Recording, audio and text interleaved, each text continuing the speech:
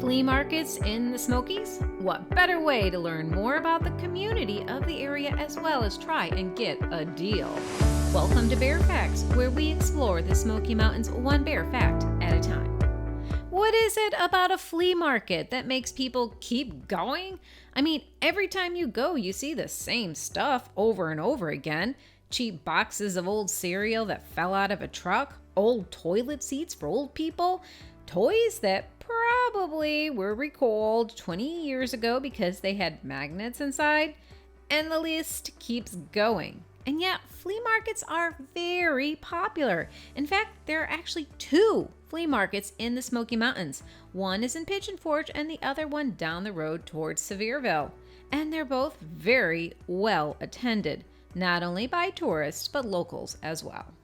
So what is it about flea markets and why are Americans so oddly obsessed with them? Why are we so consumed with the need to go to them? Going so far as to willingly sacrifice valuable vacation time to forge and scrounge through piles of junk to search for that elusive awesome deal on our vacation. In fact, the allure of finding that perfect treasure is so big that people spend hours at these places. The thing is that once you have gotten a taste of what success feels like, it's very addicting, and flea market hunting can be fun, inexpensive thing to do either alone or with family. Most people don't really know where the original concept of the flea market came from. Believe it or not, we have the French to thank for the concept. The very first one was said to be created in the 1870s. The French called it, and mind my French because I took Spanish in school, and I know I will mangle this, but here I go. They called it the Michel-Puce, which literally translates to the market with fleas. I'm sure most people know why it was called a flea market, as the sellers in the early days had very little control over the living conditions of their lives. Fleas were things that people just lived with, and not just their dogs. But bargain hunting was created out of necessity, not fun treasure hunting.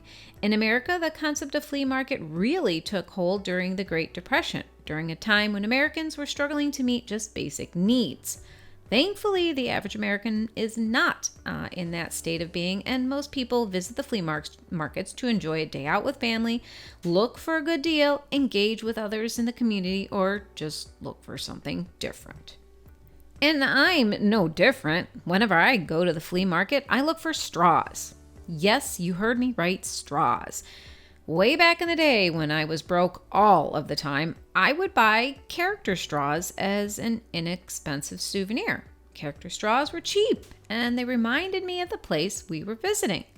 Now, you can't find them anymore. So, like many fads that have fizzled out into obscurity, straws can be found sometimes in flea markets. And some might ask why I don't go to eBay or online and look for them. Well, where's the fun in that? Also, you know you're not going to get a deal online. Those people are vicious. So here's the thing. Flea markets are not just good old-fashioned for tourists to spend a few hours in an inexpensive activity. They're also a lifeline for some locals. Many locals sell items in the flea market to supplement their income and try-handed entrepreneurship. They sacrifice weekends and holidays to eke out a living and are trying to make ends meet. These are hardworking people who will steal the shirts from your back if you even show an ounce of weakness. Go American capitalism. And I know, Oliver, I know you don't have a shirt, but you have an apron. No, really, they are hardworking people who are trying to keep a business going and will do what they can to get their own kind of deal. But deals can be a two-way street. Maybe you want to find a fun and unique souvenir for your trip to the Smokies, add to your weird collection of straws, or teach your children the value of bargaining. Flea markets can be a great place to spend the morning and do something outside of the normal tourist experiences. If this sounds interesting to you, then you are in luck because the Smokies are willing to accommodate your need to treasure hunt. As I've already said, there are two big flea markets in the Smoky Mountains, both within miles of one another. The first one is called the Great Smokies Flea Market. Though their address is in Kodak, Tennessee, they're basically in Sevierville at the intersection of 66 and 40. In fact, The Sevierville sign is right at the corner of the road they are off of. They're close to the Bass Pro and across from Buc-ee's, which gives you 2 more things to see and do if you decide to take the drive down there from Gatlinburg or Pigeon Forge. This flea market is off of a short side road from 66. The road is called the West Dumplin Valley Road. I warn you now, this road needs a red light. Getting in is easy, getting out, not so easy. It's basically a dead-end road. This market is open Fridays, Saturdays, and Sundays from 8 to 5 p.m. most days. The other flea market is actually on the same road, though the road goes through a few name changes along the way. It's called the Flea Trader Paradise Mall. It's off of the Winfield Dunn Parkway in Pigeon Forge next to the helicopter tours. The 2 flea markets are really only a few miles apart, so if you want to do a little flea market hopping, it won't take long to go from one to the other. This flea market opens from 9 a.m. Friday, Saturday, and Sundays and closes at 5. The 2 flea markets have very similar setups, which I'll quickly cover now. One of the most important things to note is that they both have large free parking areas and neither charge for admission. Both have easy access. When you visit either market, you'll notice both have very, very large warehouse structures in the centers. These buildings host vendors year-long. I believe the building has temperature controls. Whenever we've gone, I have never noticed it being hot or cold, so I'm guessing there's something keeping temps normal. On the outside are more of the pop-up vendors. These vendors tend to be more transient. I think that's the best way to describe them. They might be people who rented the space just for one weekend or are there on good weather days only. You won't see many of these vendors in the early spring, though the market is open rain or shine. You will see less outside vendors in the early spring or when the temperatures start to drop. The inside vendors often sell newer items, clothes, blankets, belts, and other things that you could buy anywhere. Though there are a few antique booths, it's harder to find any real bargains. I imagine the cost of rental is a lot higher, and the people who put up shop inside are there every week. It's more like a pavilion you'd find at a state fair, if you know what I mean. Though you might find some fun things inside the buildings, it isn't the garage sale experience you get from some of the outside vendors. You will definitely have more of a garage sale feel from many of the outside vendors. You'll also find folks selling fresh produce, food vendors, and other local sellers who are not as invested in the space as they are selling in.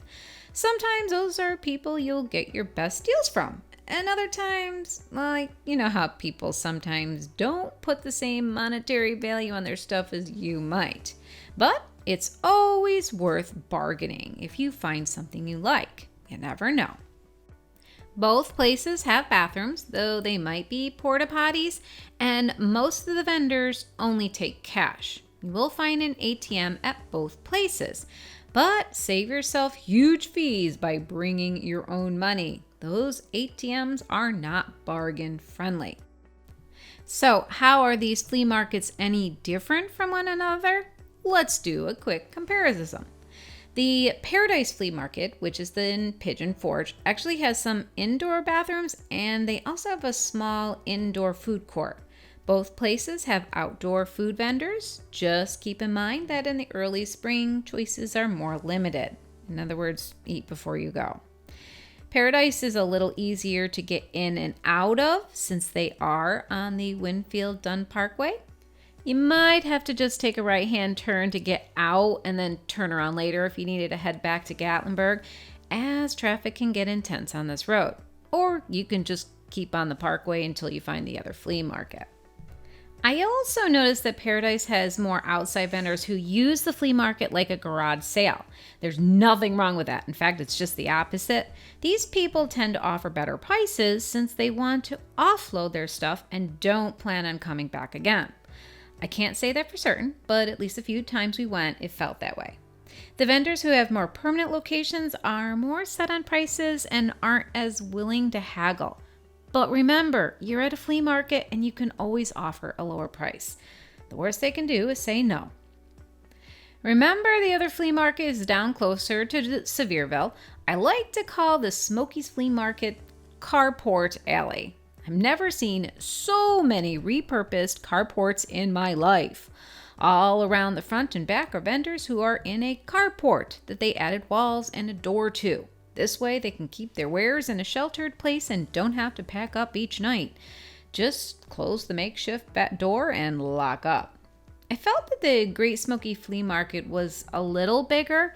They seem to have more permanent places for vendors outside. Their inside buildings might be smaller, but it wasn't measuring. The market is a little bit more challenging to get out of. When it's busy, anticipate a small wait to get back onto Route 66.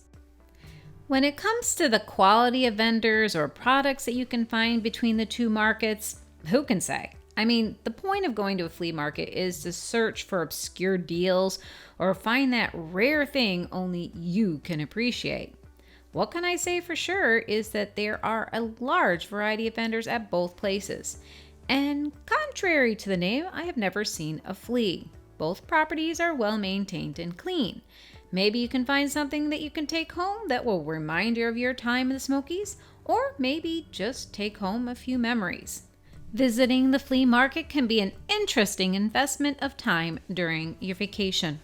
Either way, flea markets hold a special place in the Smokies due to their affordability, unique finds, support for small businesses, entertainment value, and diverse product offerings. They provide a shopping experience that's both practical and enjoyable, appealing to a wide range of people from different walks of life.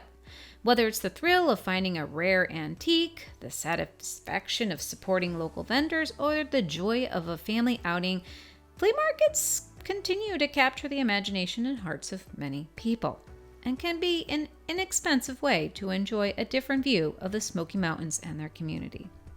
I hope this video helps you plan your visit to the Smoky Mountains. You're getting an honest review from our personal experiences.